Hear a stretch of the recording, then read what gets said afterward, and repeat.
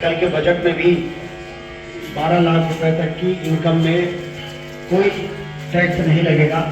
ये फैसला सिर्फ इसलिए हो पाया क्योंकि देश को आर्थिक रूप से सक्षम बनाने में मोदी जी ने सफलता प्राप्त की। और अभी तो ये शुरुआत है, देश 11वें नंबर से 5वें नंबर पर पहुंचा है। अर्थव्यवस्था के मामले में कुछ वर्षों के बाद 20वें नंबर पर पहुंचेगा और फिर अमेरिका चाइना को पीछे करके नंबर 1 के स्थान पर भी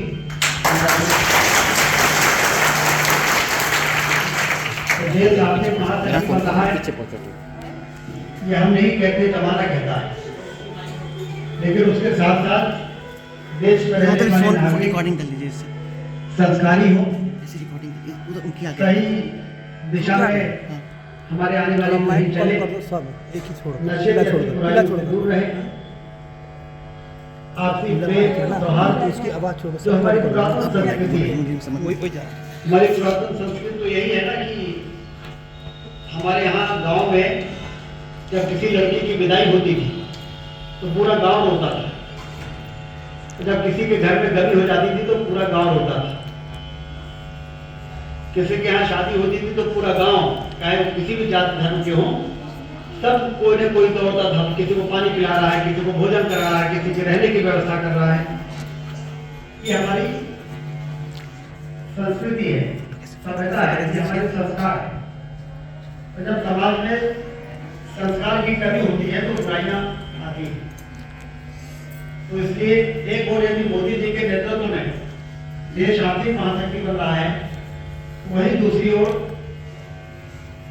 शक्ति पुरुष महाराज जी जैसे संत पुरुषों के नेतृत्व में संस्कारवान समाज के निर्माण का काम भी हो रहा है। विकास और संस्कार, धर्म, ध्यान, सनातन, जब ये बराबरी के साथ चलेंगे पैरेलल, तब जाके विकास वरदान बनेगा।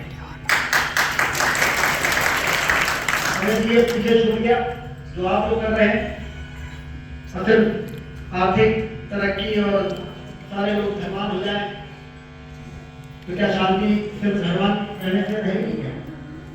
बहुत से पैसे वाले लोगों को हमको बड़े परेशान देखा है, आराम नहीं देखा है। इसलिए भगवान के चरणों में शरणागत होना भी, यही हमारे देश की विशेषता है। दुनिया में धर्म और अध्यात्म के मामले में दुनिया के सारे विकसित देश हमारे सामने नतमस्तक होते हैं। हमें इस ताकत को न सिर्फ बना के रखना है बल्कि उसको और मजबूत करना है। ये काम आप लोग कर रहे हैं, इसलिए मैं आप सबका अभिनंदन करता हूँ।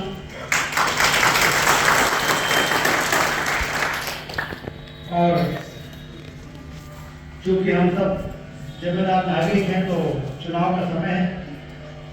मैंने देखा है गुरुदेव धर्म अध्यात्म की शिक्षा भी देते हैं, सनातन के बारे में भी बताते हैं, माँ दुर्गा की शक्ति सबको प्राप्त हो इसका रास्ता भी दिखाते हैं, और चुनाव में हमको क्या करना है ये भी बताते हैं। क्योंकि यदि गलत सरकारें बैठ जाएंगी तो फिर देश कमजोर होगा।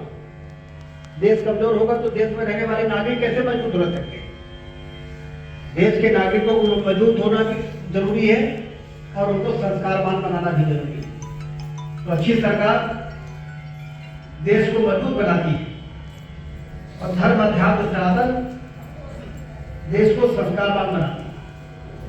तो इसलिए आप सब अभिनंदन के पात्र हैं। आपको अपने बीच में आकर मुझे बड़ी प्रसन्नता हो रही है। आज 2 तारीख है, कल 3 है, परसों 4 है और फिर 5 तारीख को वोटिंग है। जब तक वोट पूरा न पड़ जाए तब तक हमें राष्ट्र धर्म का पालन करना है। राष्ट्र धर्म है सरकार अच्छी बने, मोदी जी के हाथ को मजबूत किया जाए और डबल इंजन की सरकार दिल्ली में भी रहे। नहीं तो एक इंजन से उतना काम हो सकता है क्या? जैसे मध्य प्रदेश में भाजपा की सरकार, दिल्ली में भाजपा की सरकार, तो जो योजनाएं बनती है उसका सारे लोग एक दिशा में धक्का लगाते हैं, जनता को राहत होती है। और यदि एक सरकार योजना बनाएगी और दूसरी सरकार उस योजना को समाप्त करने की कोशिश करेगी, तो इस खींचातानी में किसका नुकसान है? जनता का नुकसान है। इसलिए अब उस समय आ गया, खूब आजमा लिया, आम आदमी पार्टी को देख लिया, ईमानदारी भी देख ली और उनका विजन भी देख लिया। मैं दिल्ली के रिमोट एरिया में जाता हूँ, कल लक्ष्मी नगर गया था और भी दूसरे इलाके में गया था, तो वहाँ मुझे बड़ा आश्चर्य हुआ कि चाहे सफाई का मामला हो, ये यमुना जी को शुद्धिकरण होना चाहिए कि नहीं होना चाहिए, और यमुना जी में रिवर फ्रंट बनना चाहिए कि नहीं बनना चाहिए। ये काम मोदी जी के अलावा कोई कर सकता है? जिन्होंने अयोध्या में भगवान राम का मंदिर बनाया है, जिन्होंने काशी में विश्वनाथ बाबा का कॉरिडोर बनाया, जिन्होंने उज्जैन में महाकाल लोक बनाया, वही यमुना का शुद्धिकरण कर पाएंगे और वही यमुना में रिवर फ्रंट बना के अशुद्ध अच्छा पानी यमुना दिल्ली वासियों को दे पाएंगे।